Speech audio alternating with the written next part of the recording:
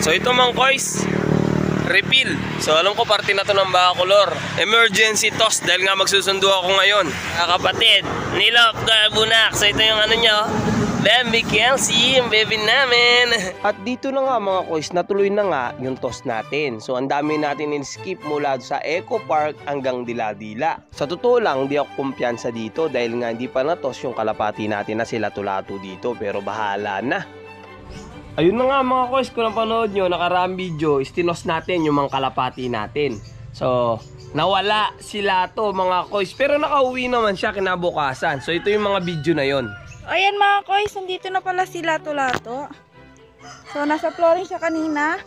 Binugaw lang natin para umakyat dito. Ayan, papasukin na natin siya. And then, syempre, iwalay natin to si Lato-Lato mga koys. Kasi nga, galing siya sa ibang lugar. Baka may dala siyang virus, mahawa pa to si Uno.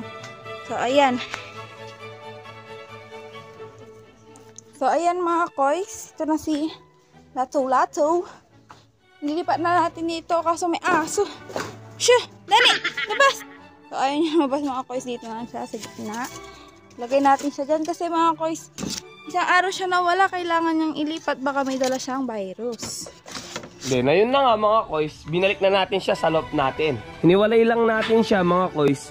Dahil nga galing siya sa ibang lugar, di natin alam kung saan naglagi yung ibon natin o saan nagdapo, kaya iniwalay natin. Based sa experience natin, yung mga ibon natin na nalulupfly o kung saan napupunta pag toss umuwi ng kinabukasan pa, isiniwalay talaga natin, inobserbahan natin. Ngayon, okay naman siya. Ayun yung droppings niya mga koys. Ayan. Ngayon, i-check natin mga koys yung pakpak nila. Ito, maganda na din itong droppings nitong si Uno. Ganito yung pakpak nila mga koys nung tinos natin. So ito, okay lang naman dahil nakarating na ito nakapalit. Kung naalala nyo, siya yung nakasama ni Potpot ng first training o yung special training natin. Yan, si Uno. So ito lang talaga mga koys, basal to. Wala tong alam mga koys.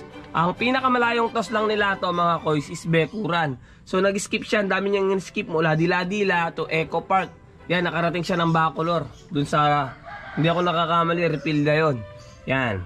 Yun yung ibon natin, nakauwi pa. Buti na bigla. Nakalimutan ko lang, hindi ko pa pala na-toss to. Yan, nabigla pala yung ibon natin na si Lato-Lato. Pero okay lang, nabalitaan ko yung kapatid nito is naglaon yun.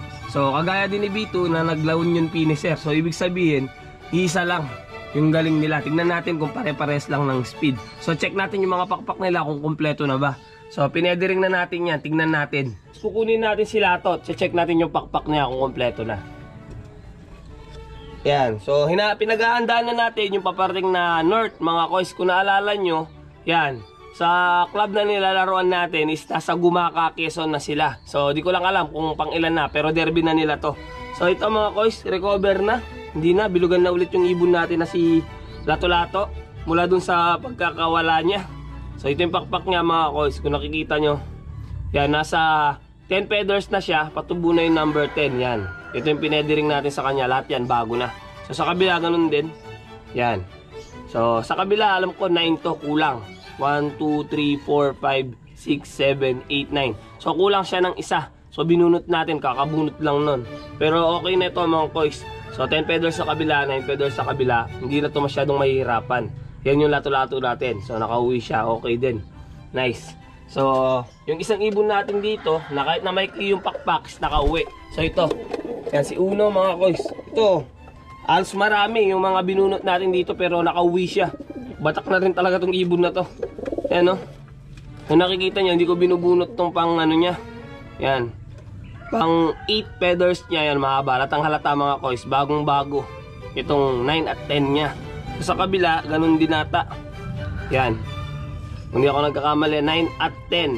Tsaka yung 7, maliit. Kitang kita ba mga koys? Yan. So, napakaliit pa. So, ibig sabihin mga koys, kahit na medyo malayo yung Bacolor, hindi nahirapan yung ibon natin. So, yan yung mga ano natin mga koys, i-ready natin para sa North natin. Wala na si B2 mga koys, sila na lang yung itutuloy natin. Ayan yung ibon natin na si Uno. So, based sa droppings, okay, ganun din itong si Lato-Lato. So, abangan nyo mga koys, okay na yun ha. In-update ko lang kayo, kala ko talaga mawawala ito. So, yun, okay na.